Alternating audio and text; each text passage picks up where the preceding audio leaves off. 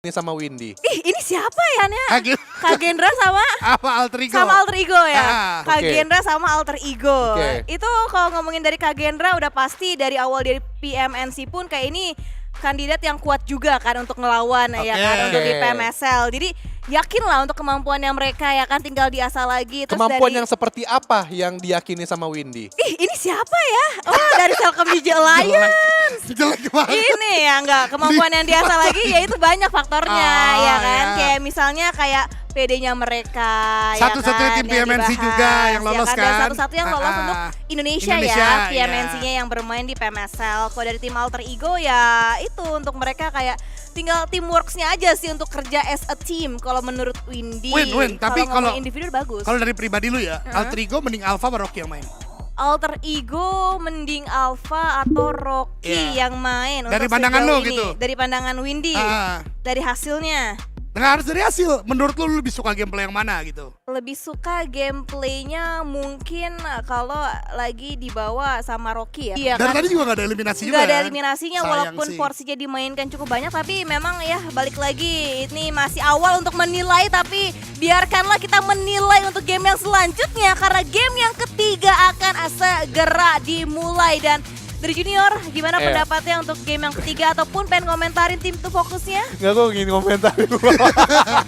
Ini nih emang nih kalau di-update nih sama Junior sama Iya. Eldoge nih. Enggak, selama ini gue ngetes Windy. Ini dites sama Eldoge juga nih, seru banget. Kanan kiri ya dites ya. Lu pertama ya sama kita berdua ya? Pertama kali ya, terima kasih. Iya, Ya kalau oke. sering-sering ya, di pairingin gak apa-apa ya kan.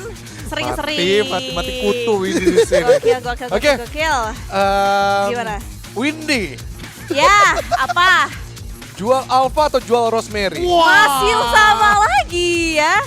Iya, kalau mau di-keep, misalnya next season nih, Alter Ego masih belum berhasil juga season ini. Siapa yang harus dibuang satu player? Satu player yang harus dibuang. Kalau Junior udah pasti jual Rosemary kan. Yes, Gak ganti of course, kan. of course. Alpha atau Rosemary sih kayaknya pilihannya susah lagi. Alpha Tidak. atau Dari lu Rosemary. aja, dari lu. Jawab Dari lu. aja, jawab Pribadi aja. ya, It's pribadi. okay, ya. Sendiri ya. Ya mungkin Rosemary juga lah. Rosemary juga. Iya. Kalau dari Eldoge, Gua Rosemary. Rosemary juga. Iya, udah gua Alasannya? sebut juga. Loh, kok jadi gua? Lah nanya, emang kenapa? Mau nanya emang gak boleh nanya alasannya? Boleh dong. Boleh, tapi lo dulu yang jawab kan gue Orang nanya nanya ke lo. duluan kok alasannya ke Doge. Alasannya kenapa ke Doge? Kalau gue memang ngelihat sebenarnya dari IGL Alpha itu nggak ada yang salah. Gue Ya, masih melihat banyak betul. sekali yang akhirnya misplay-nya dari individual. Maka Betul. daripada kalau nggak working, kita berbicara kalau nggak working kan. Kalau nggak working bisa menjadi satu opsi yang dimana BTR harusnya siap nampung. Soalnya Satan di beberapa konten pengen Rosemary main Pengen di Bigetron. Rosemary Iya. join Oke. ke Bigetron. Windy. Nanti baru gue pamungkasnya. Iya, silakan Win. Kenapa? Alasannya? Iya, kenapa Rosemary? Ya balik lagi sih, kayaknya udah untuk sekarang di posisi line up dengan alter ego yang seperti ini, kayaknya Rosemary sulit ya untuk balik ke masa prime-nya dia lagi ya kan untuk di individual. Jadi perlu mungkin nanti siapa tahu di rumah yang baru bisa nge-support untuk individunya Rosemary. Itu dong. Kayak begitu. Itu bagus Iya. jawabannya. Iya. Itu yang kita tunggu-tunggu. Itu dari dia, oke. Windy. Analis, let's go, Windy analis. Junior. Oke, ngomongin masalah Rosemary, jelas ya sudah gue gamblang banget ya bagaimana permainan dia yang di early yang sulit dikontrol itu adalah yang berapa season dia main begitu terus-menerus dan tidak berubah. Dan ini ada faktor lain yang gue kutip dari Coach Justin adalah ego, karena panutan gue adalah Coach Justin gitu. Ego player itu adalah ego yang paling susah untuk untuk coba diredam gitu. Dan bisa dirubah kalau dia udah keluar dari zona nyaman. Jadi menurut gue, egonya dia susah ditekan karena dia udah nyaman banget di alter ego dengan lingkungan-lingkungan yang dia punya. Ini faktor out game ya. Ini faktor out game. Sehingga mungkin kalau dia ada di tempat lain, dia bisa back to perform kayak dia prime yang dulu. Ya, Jadi kita lihat di GPX dulu gitu ya. jadi balik lagi, bukan hate untuk Rosemary ada di alter ego, tetapi mungkin vibes-nya bisa lebih baik untuk dua-duanya, antara kubu alter ego dan juga dari seorang pribadinya Rosemary. Ya mungkin sama lah kayak misalnya ada orang udah tiba-tiba putus aja, ya karena udah nggak cocok lagi. Dan dibandingkan mereka lanjutin ya jadi problem banyak. Mendingan saling melepaskan ya biar bisa bahagia masing-masing. Iya, mencari kebahagiaan masing-masing Betul. gitu ya. Dan kalau di e-sport berarti mencari performanya lagi gitu Iya, kan. rombak. rombak. Itu menarik sekali karena bagaimanapun teman-teman semua ya, a very good player Rosemary itu sendiri juga. Jadi ya mungkin kembali lagi ini kita katakan kan what if ya. Iya. What if ini tidak berhasil, tidak working, sudah cukup panjang ya kan dari summer bahkan ya, dari summer tahun lalu. Jadi ya mungkin akan menjadi satu hal yang menarik dan itu menjadi diskusi juga buat teman-teman semua di rumah. Tapi back to the game lagi, tadi awalnya sebenarnya cukup mengagetkan ya karena Iya. Point Donkey ID mendapatkan time entertainment. Iya. Ini ada perubahan lagi sedikit tentang bagaimana tweak drop zone-nya, mencari kendaraan di sekitaran bagian dari kiri Pochinki, dan akhirnya mereka bertemu. Oke. Extor kembali bermain lagi. Gimana Gus? Lu ada komentar sedikit gak tentang Extor Iya. yang sebenarnya nih ya gue spill ke teman-teman saja, itu sebenarnya tidak atau menjadi opsi yang sangat terakhir lah. Kalau sampai Extor bermain tuh berarti Point Donkey ID sedang ada problem gitu.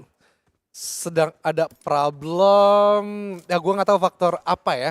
Tapi kalau dilihat dari segi intensitas dan juga vibes yang masih berlanjut dari PMGC, mestinya pemain-pemain ini masih oke-oke aja untuk bermain dengan ya papan tengah lah. Gue nggak bilang Void Donkey itu tim papan atas, tidak. Tapi harus gue akui, the one and only from Southeast Asia yang ada di PMGC Grand Final 2024.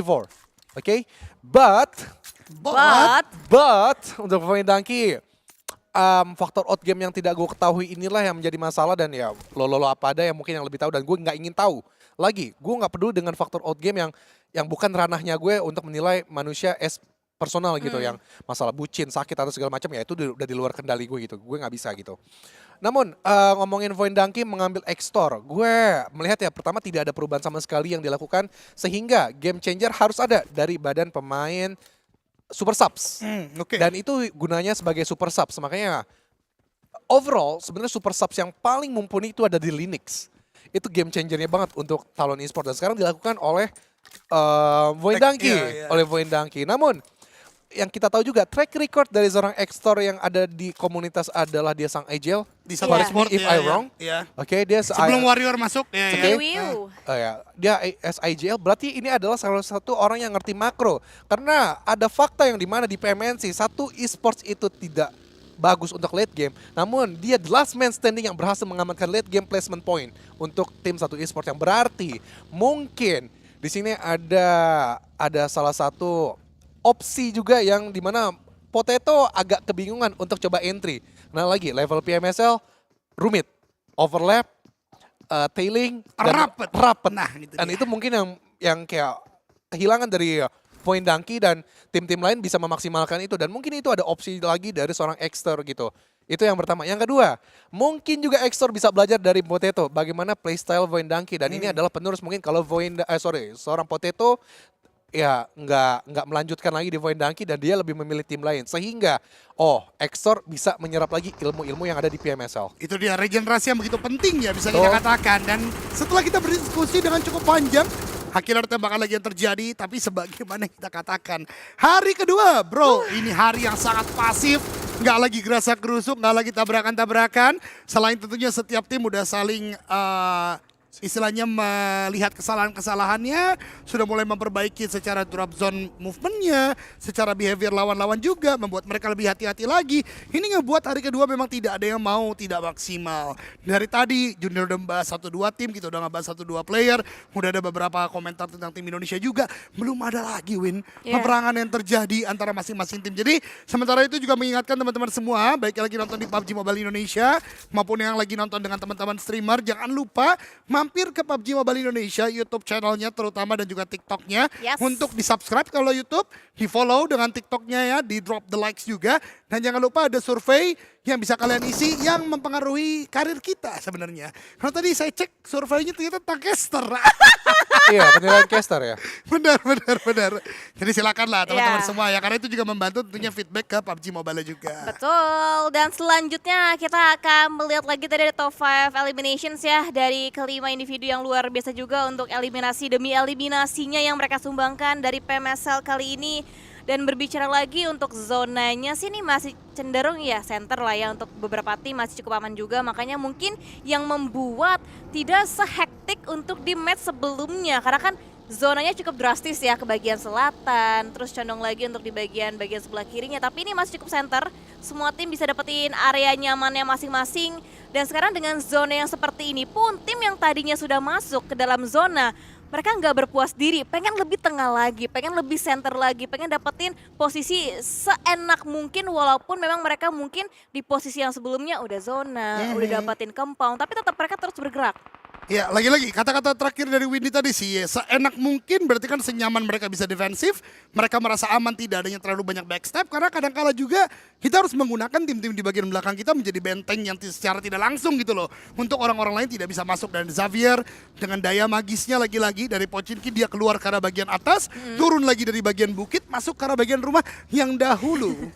Ini adalah rumah kejayaan RRQ tentunya. Memang bukan dikatakan kejayaan karena belum pernah juara PMPL atau PMSL dengan kompon seperti ini. Tapi setidaknya menjadi rumah trademark mereka lah yang selalu digunakan. Dan Rumah kali Peko. ini rumah Iya, Peko rumah betul Peko. di sekitaran komplek tersebut. Tapi Xavier sekarang udah di bagian sana dan kalau bisa kita ceritakan hanya ada 2 tim Indonesia ya yang sepertinya akan sulit entry, yaitu Void Don Kiai dan juga Alter Ego. Sementara RRQ apalagi Bigetron dan Boom mereka udah sangat tengah. Dan berbicara Void, Potato lagi coba buka jalan, terpantau oleh E-Arena yang ngebuat akhirnya menjadi eliminasi pertama bagi seorang Sakura. Ya, harus kehilangan sang IGL-nya ya bagi Void dan KID untuk seorang Potato yang disayangkan didapatkan oleh seorang Sakura. Dan masih akan berjuang lagi dengan 3 punggawa terakhir mereka. Tapi seharusnya dengan Potato yang pulang mungkin akan bisa lebih fokus ya untuk menggiring dari Void dan KID ke posisi yang lebih nyaman lagi. Tapi E-Arena, Joker tadi juga cukup bandel ya, nembak sana, nembak sini sampai akhirnya dianya pun down memancing keributan yang ternyata terdengar oleh tim The Xavier. Barusan gue cukup terkesima Windy dengan membaca elimination feed. Kita melihat tumbangnya dari tim E-Arena adalah di Bukit Rozok. Kita ingat, The Xavier ada di bagian compound dekat dengan school. Dan senjata yang digunakan oleh Levi's untuk melakukan ending tadi adalah Ace 32. Lagi-lagi mikro dari The Xavier. Seorang Levi's terutama ya memang nggak bisa dianggap remeh sih. Walaupun tadi itu cuma knock end yang dilakukan ya. Tapi menurut gua tetap menjadi aim yang sangat kuat. Kagendra, ada Acul yang udah mulai memantau, ada smoke berarti ada manusia di sana. Tapi Acul sepertinya di callback oleh kawan-kawannya untuk tidak terlalu agresif, mengambil bagian bukit dari Rozok saja. Sementara KNS, seorang IGL murni dari tim Stranger, maju ke bagian E-Arena, ditumbangkan, ditabrak yang terakhir dari E-Arena. Tidak ada penyelamatan yang bisa dilakukan sementara waktu karena akhirnya bahkan seorang player terakhir di sini yaitu Lobby ditumbangkan juga. Miao Miao terlambat, dia datang terakhir sudah sangat low dan akhirnya dari tim E-Arena ditumbangkan oleh Stranger. Terus menerus berganti, namun Miao Miao atau Mela yang mendapatkan yang terakhir. Dan ini dia timing yang dinantikan, yang ditunggu juga oleh tim Kagendra ketika fightnya selesai. Dari Strangersnya pincang. Inilah waktu timing yang tepat untuk Kagendranya bisa masuk dan lihat mendapatkan sebuah knockdown untuk seorang Miao Miao. Satu yang terakhir, Earthzy sudah pasti tidak akan melawan kembali untuk tim Kagendranya, akan fokus rotasi saja. Tapi apakah aman jalur rotasi yang akan dipilih nantinya oleh The Last Man Standing dari tim Strangers? Banyak sekali crossing rotation terjadi. Tam, Vowin, Strangers beriring-iringan. Akankah ada show untuk perpindahan posisi ke kursi penumpang untuk menembaki seorang Earthzy? Ternyata tidak. Karena semuanya fokus untuk rotasi aja setengah mungkin ke zona. Inilah hal yang menjadi spesial ketika lo menjadi last man standing, yaitu adalah bagaimana ternyata kadangkala kalau kita berbicara positive thingsnya aja ya, walaupun lagi-lagi lu fight akan sangat sulit karena tinggal satu orang, tapi kadangkala yang menjadi penyelamat orang-orang kayak Satar, orang-orang kayak Potato, orang-orang kayak siapa lagi, misalnya mungkin Alter Ego dulu Okta ya beberapa kali gue lihat, itu dengan lu sendiri, lu bisa ngumpet di kompon-kompon yang kecil, yang tidak ada banyak orang bisa diami di sana. Dan kita lihat, kalau misalnya zona terus-menerus karena bagian Stranger, bukan tidak mungkin dia masuk karena bagian late game, tapi balik lagi, kalau di push setidaknya 2 orang aja, udah sangat kesulitan bagi player tersebut. Iya, makanya itu yang harus diantisipasi. Tapi zona seperti ini gimana pandangannya Junior? Nah, ini nunggu nih Itu dari tadi. emang di-bridgingin, sabar dong. Gak Oke. sabaran banget jadi orang. Emosi lama-lama di sini ya, duduk di sini. Kesel, udah lanjut langsung. Kesel. Tapi ya ngomongin lagi masalah Stranger Esports, ternyata fight juga terjadi di Windy. Dari tim RRQ yang melakukan split. Dan ya, ini circle yang menurut gue tengah-tengah ya. Dimana ada nilai poinnya adalah kita mengetahui akhirnya karakteristik masing-masing tim. Karena semuanya adil gitu. Mau Ya. entry-nya dari mana, semuanya juga punya celah. timur, barat, utara, selatan pun kosong. Jadi, kelihatan nih yang cepet nih. Ternyata Semnen tiba-tiba ngambil Bukit Kentang dan Bukit Kentangnya pun juga mereka masih melakukan split. Dan Bukit Kentangnya pun lebih fleksibel ke arah kiri. Karena kiri memang terrainnya itu lebih memungkinkan untuk melakukan teamfight dibandingkan Bukit Kentang yang sebelah kanan. Itu yang pertama dari Semnen yang ambil. Dan begitu pun dari Xavier. The Xavier pun juga sama. Karakteristik mereka kalau ketika circle itu mengarah Bukit Kentang juga sama. Bukit Kentangnya kiri yang diambil. Dan sekarang ada Semnen, mereka kelimpungan. Tapi kita lihat nanti teamfightnya kayaknya bakal terjadi sebentar lagi. Akankah kejadiannya teamfight yang diprediksi oleh seorang junior? Karena dari posisi ada Xavier sih mereka nggak yang semata-mata langsung coba untuk lebih dalam lagi cari informasi ke bagian Bukit Kentang di senternya. Yang kita tahu sudah dikuasain juga oleh tim Sam9, ada seorang Viren yang berada tepat di bagian senternya. Dan kayaknya ada Xavier nggak ingin tergesa-gesa, tidak ingin terburu-buru, tempo pun kembali mereka mainkan lagi. Jadi kayaknya dari Xavier akan bermain cukup aman juga, cukup pasif juga. Sedangkan di bagian sisi lainnya ada percobaan tapping-tapping yang seharusnya datang dari tim RRQ yang diarahkan pelurunya ke Tem Entertainment. Tapi tadi dari Sam9 seharusnya tidak perlu ada satu player yang tertumbangkan oleh Tem Entertainment. Karena tadi terlalu jauh mereka berpisah. Dan ini adalah salah satu kegagalan yang membuat cukup sedih bagi Sam9 karena mereka kehilangan satu player. Kalau mereka masih 4 ini akan sangat berbahaya Bukit Kentangnya. Tapi kita juga melihat RRQ lagi dan lagi berpisah terlalu jauh. Tidak ada backup yang bisa dilakukan. Flash mudah saja tadi mendapatkan player kedua dari RRQ. Membuat RRQ menyisakan 2 orang saja. Rosemary, what are you doing Rosemary? Ditembak oleh Bowzy, dia sendirian saja, belum ada backup dari bagian belakang. Membuat Rosemary akhirnya tumbang. Menjaga di bagian sana, untuk ada balasan yang bisa dilakukan, tapi Alter Ego mereka seperti menyetor nyawa menuju ke arah bagian tim Flash yang menjaga dari bagian atas, bahkan Okta. Last man standing, Ares. What are you doing? Junior, ada komentar? Kayak pemain-pemain PMCC anjir. Aduh. Ya, titik checkpoint ya kan yang nggak bikin Iya, meyakinkan. Itu iya. doang problem dari pemain-pemain Indonesia. Ya, di stage 4, nggak mungkin lo nggak ngerti. Gatekeep itu pasti banyak. Outer lo pasti banyak. Apalagi circle itu cukup general. Semua entry pasti ada gitu orang-orangnya. Dan ya kenapa lo tidak preparing akan hal itu? Itu loh. Masih di tempat open yang terbuka yang lo kebingungan. Kanan, kiri, Benar. kanan, kiri. Ngasih punggung. Gak bisa kata-kata gue. Gue gak bisa kata-kata. Jelas. Ini ya udah mestinya turun level sih pemain-pemain dari PMCC. Pemain Alter Ego.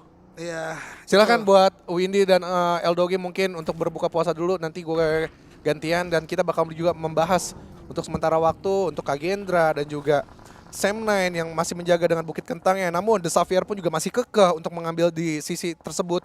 Dan Tim Secret pun juga nggak mau kalah, akhirnya pun juga ada beberapa fight yang terjadi dan singkiran-singkiran pun benar-benar Sam9 cukup komit melakukan zoning out ataupun pengusiran. So, Sam9 harus coba tetap ngekip daerah sebelah kiri karena kiri dari Bukit Kentang akhirnya ada sedikit celah terbuka dan perlahan Kagendra pun ingin nyempil ke sana Eldoge dan juga Windy. Itu dia, karena tadi gue katakan Sam9 dengan hilangnya satu orang membuat mereka sekarang tidak terlalu prima di bagian Bukit Kentang. Sekaligus menyapa teman-teman semua di rumah yang berpuasa hari ini, selamat berbuka, semoga berkah puasanya. Kita kembali lagi mendukung tim Indonesia untuk bisa mendapatkan winner-winner chicken dinner. Balik lagi ke Bukit Kentang tadi, memang menjadi satu titik yang sekarang mau dimiliki oleh banyak tim. Beberapa tim yang sudah disebutkan oleh Junior tadi, dan nanti pasti akan datang yang lainnya. Dan Boom bersama Bigetron, The Double B Trouble, masih ada di bagian pinggiran sekitaran arah jam 11 dari zona. Dan mereka paham betul, mereka buru-buru ke arah bagian dalam. Mereka bisa ditembaki dari bagian gatekeep di bagian tengah, pun juga yang mereka tinggalkan di bagian pinggir. Maka daripadanya kedua tim ini, bahkan Kagendra yang tadi coba poking ke arah bagian Bukit Kentang pun masih saling berjibaku, masih saling mengamati. Dan Boom sebenarnya paling tidak diuntungkan karena mereka di bagian tengah. Dan baru saja gua katakan Federales mendapatkan seorang zero dari Boom Esports. Ya, depan belakangnya banyak sekali yang menikmati pemandangan ke arah Boom Esports dari Bigetron, dari Kagendra. Tapi Vampire juga mengganggu, mendistract posisi dari tim Kagendra. Vampire datang dari belakang untuk bisa memberikan backstepnya. Tapi ada balasan juga yang ternyata diberikan lebih agresif lagi oleh tim Kagendra. Vampire-nya down, tinggal satu yang terakhir swap. Di-tracking dengan tembakan, dengan firing line dari tim Kagendra. Tapi masih belum bisa menjatuhkan orang yang terakhir dari tim Vampire. Seharusnya dengan satu orang yang terakhir, Vampire kesulitan sih dengan kondisi yang seperti ini Kak Junior. Ya ternyata nggak cuma Sam9, nggak cuma The Xavier ingin mengambil Bukit Kiri Kentang. Bukit Kiri Kentang tuh memang seprima itu loh, seenak itu. Makanya kanan itu jarang banget untuk menghampiri Flash. Padahal punya celah ke sebelah kanan kalau Tapi lihat nggak dari mau ya. mapping knowledge. Iya. Tapi nggak enak di Bukit Kentang sebelah kanan, dan ya yang bisa memanfaatkan itu Vampire tadi perlahan, dan Kagendra pun menyabet dengan waktu yang tepat. Dan tinggal tim-tim yang lain nih, antara Bigetron kalau di outer kita nggak khawatir, bagus banget. Tapi RRQ di area bawah nih agak khawatirnya adalah banyak sekali celah-celah terbuka untuk melakukan team fight, jadi nggak worth sebenarnya untuk di selatan circle sekarang. Jadi yang sebenarnya cukup oke adalah antara Bigetron dan juga Boom maupun Kagendra ataupun Void Donkey. RRQ ada kekhawatiran mereka bisa rata sebentar lagi. Ya, itu dia. 2 player saja memang di bagian selatan ya. Sulit sekali masuk. Tapi apa yang dikatakan oleh Junior tadi gue afirmasi. Karena memang di bagian kanan dari Bukit Kentang ini terlalu terbuka. Nggak banyak tempat yang bisa dimainkan juga. Dan cenderung landai. Jadi bisa dilihat oleh banyak sekali tim. Sementara Kagendra ramai di kolom komentar. Karena ternyata delaynya begitu sebentar ya dengan teman-teman yang nonton. King Kagendra ngeratain Vampire katanya tadi. Pada good gameplay. Itu sangat baik memang. Tapi kali ini harus bertemu dengan Boom. 2 rekan kompatriot senegara saling berjibaku, bahkan kita berpindah tiba-tiba. Sam9 dan The Xavier, the last man standing, masih bisa ditahan. Para Jin ternyata menjadi satu batu jegalan yang begitu besar, karena tidak hanya mengambil posisi Sam9 tapi juga mempercundangi mereka. Harus pulang di hashtag yang ke-13.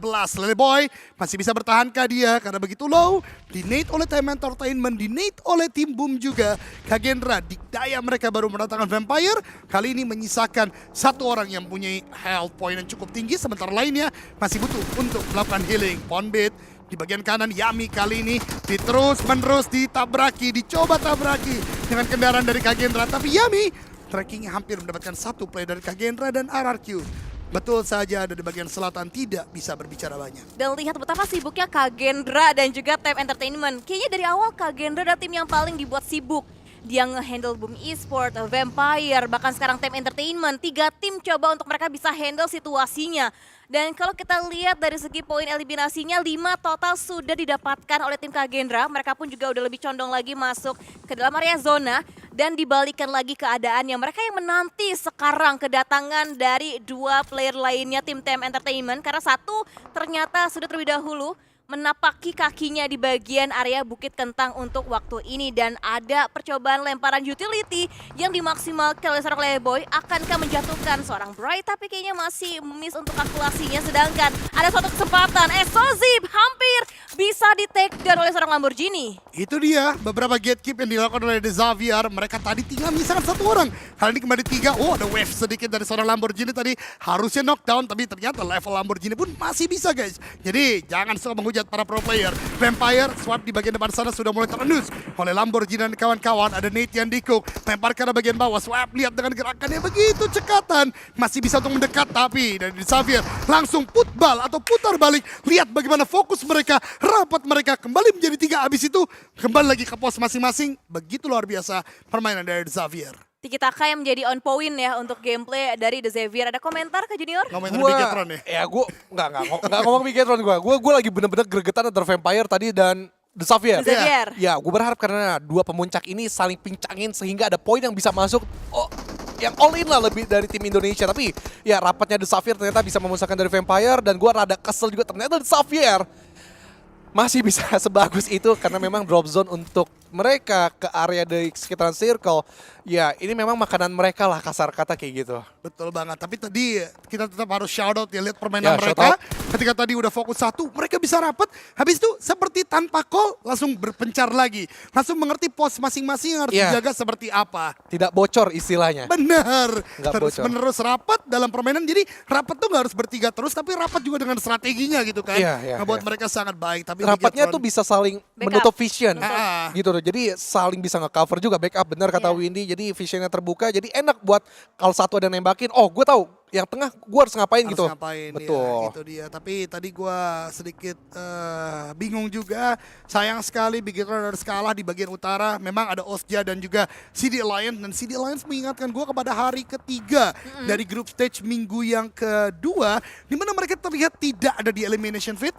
Mereka bermain sangat objektif zona, mempunyai komponen di akhir dengan 4 orang. Inilah waktu mereka membongkar pertahanan lawan. Baru saja meratakan 2 tim Indonesia. Bigetron, dan juga Boom Esport. Dan tiba-tiba 5 eliminasi sudah mereka bukukan, mereka masih punya 4 orang. Ini akan menjadi game yang mungkin bisa dimenangkan oleh CD Lions. Berapa besar chance-nya untuk Selcom DJ Alliance? Sekong Red sekarang kah Kak Junior No, untuk enggak, posisinya mereka? No, belum tentu karena Kagendra bisa pincangin mereka Windy. Oke, yang kita harapkan mungkin akan terjadi untuk Kagendra bisa mendobrak masuk ke dalam defensif dari tim Selcom DJ Alliance. Tapi what a nades dari Leon DZ berhasil bisa mendapatkan bahkan gak 1 tapi 2 knockdown untuk player Kagendra. Dibuat kneeling down playernya mereka dan bahkan Selcom DJ Alliance hanya hitungan detik berhasil bisa mengeliminasi Kagendra. Kak Junior. Kurang cerdas cara mereka untuk pincangin CD Lions. Agak terburu-buru, agak tergesa-gesa menurut gue. Malah The Xavier tuh yang tahu timingnya kapan mereka harus keluar dari area outernya. Ya, tapi juga kita shout out kepada Leon DZ ya. Ya, Walaupun Leon DZ. memang tadi pergerakan Kagendra cukup terburu-buru, Leon DZ yang udah melakukan split pun juga harus kita akui gitu ya. Bagaimana dia benar-benar mengerti how to catch up the fight di bagian akhir tadi. Namun, Yang T kali ini berfight dengan tim The Xavier, tapi Tops yang tumbang terlebih dahulu, dan lagi-lagi Paraji dengan S12K-nya. Bahkan 2 player, 3 player dari tim Flash hilang begitu saja sesuai nama. Bukan ke arah bagian cahaya, tapi cekatan. Sebagaimana kecepatan. Tinggal Bowzy, dilempar Parajin. Dan kawan-kawan belum tumbang. Molly pun dilempar kembali lagi. Dibalaskan ke arah bagian Bowzy. Low HP dari Xavier. Tapi Bowzy pun juga demikian. Karena granat yang dilempar. 2 orang ngepron. 1 siap di belakang pohon.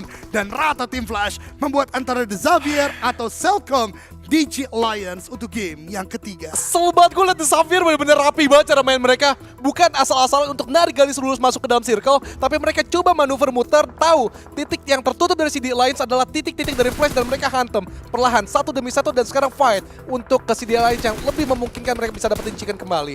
Ya, tapi dengan satunya knockdown sih kembali mengungguli untuk Selcom DJ Alliance ya. Hanya tinggal mengantisipasi bukan 2 tapi 1.